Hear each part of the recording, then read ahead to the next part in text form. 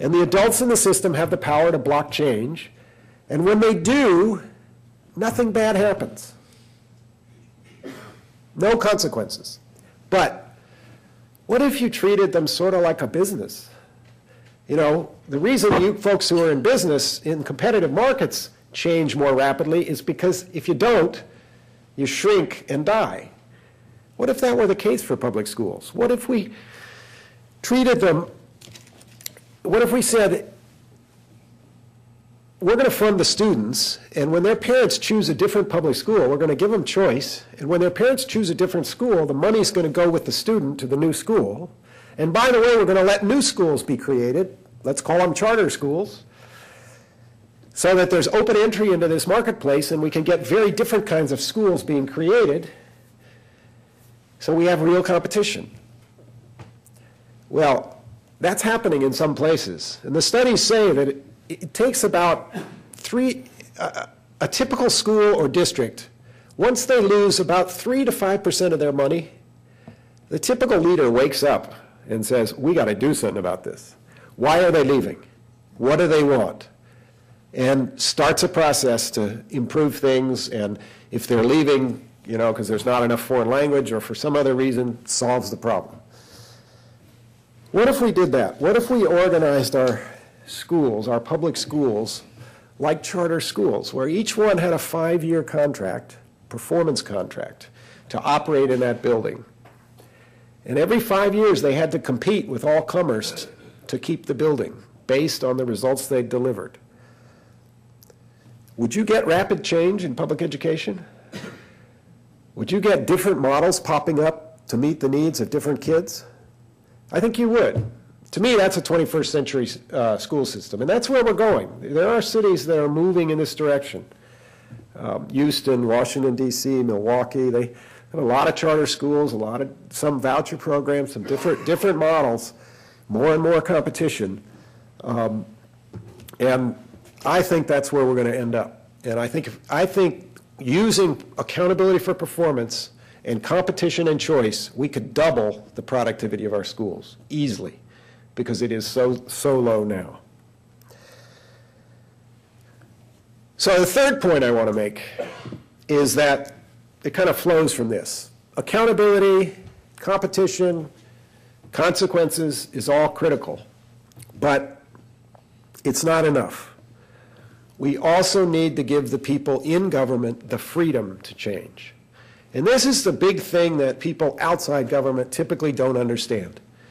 The most important reason for inefficiency in government is that there are too many rules. Managers have to manage with 2 hands tied behind their backs.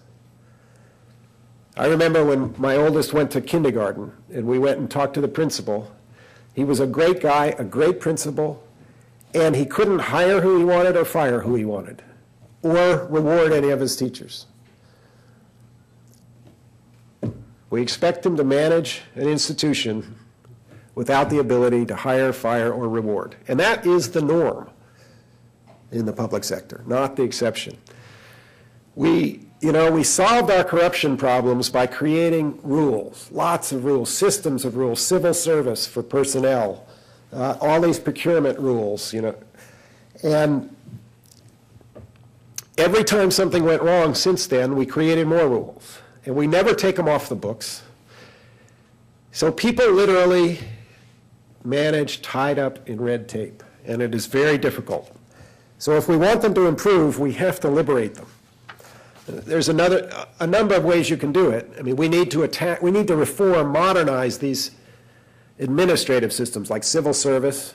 Managing within civil service, managers spend all their time, they have grades and steps and narrow job classifications, and if you've got a good young employee, you're afraid you're going to lose them because they're so good, they'll go elsewhere. You want to pay them more, move them to a different job. It's often impossible because of the system, because of the rules. So good managers spend an inordinate amount of energy figuring out how to get around rules to get the right thing done.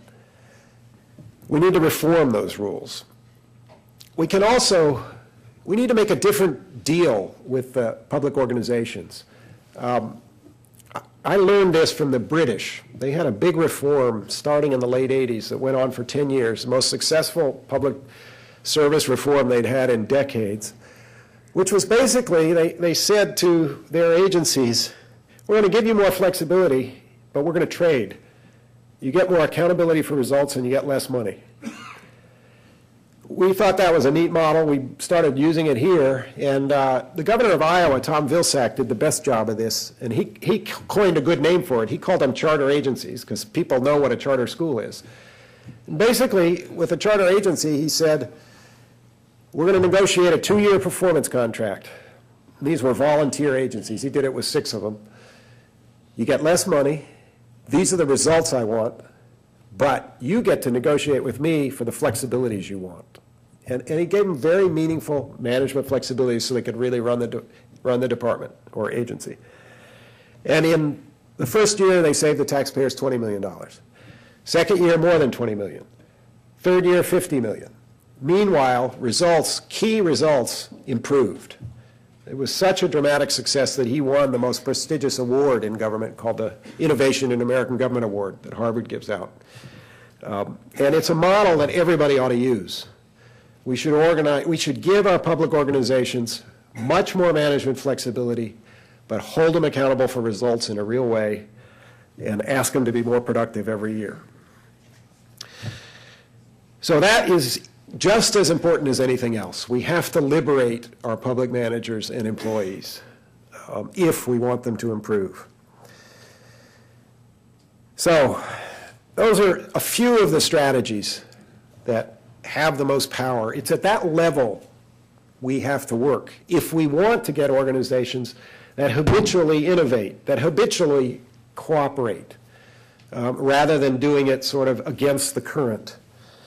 And a lot hangs in the balance. You know, whether our kids get the kind of education they need to succeed in this world, whether our streets are safe, whether our economies are competitive, whether people get access to health care, a lot of that depends on how well we can do this.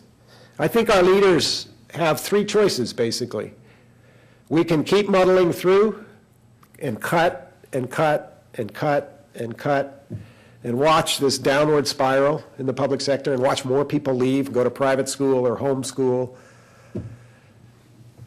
Or we could raise taxes again and again and again, which would undermine our economies and is probably politically impossible. Or we could reinvent our public institutions so that they can be 3 or 4 or 5% more productive every year. And that's a difficult path. It requires you to take on some special interests, some interest groups. It requires a lot of courage. But of the 3 paths, I think it's the least painful. I really like Native American philosophy, and there's an old saying I want to wrap up with. It's from the Lakota. If you're riding a dead horse, the best strategy is to dismount.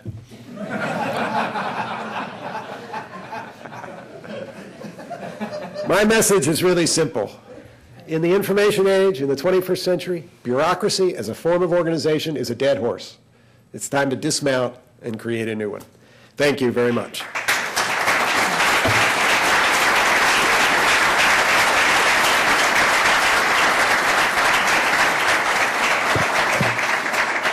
I don't know if we have time for questions. Do you want to, who's going to tell us whether we should do that? Yes. Yes? Okay. Questions or comments or debates? Or in the back there. What luck or how have you been able to utilize these various cases you talked about, the role of media? Where has media helped, where has it hindered you? And just some thought about media in relation to all this. Yeah, unfortunately, and I started out as a journalist.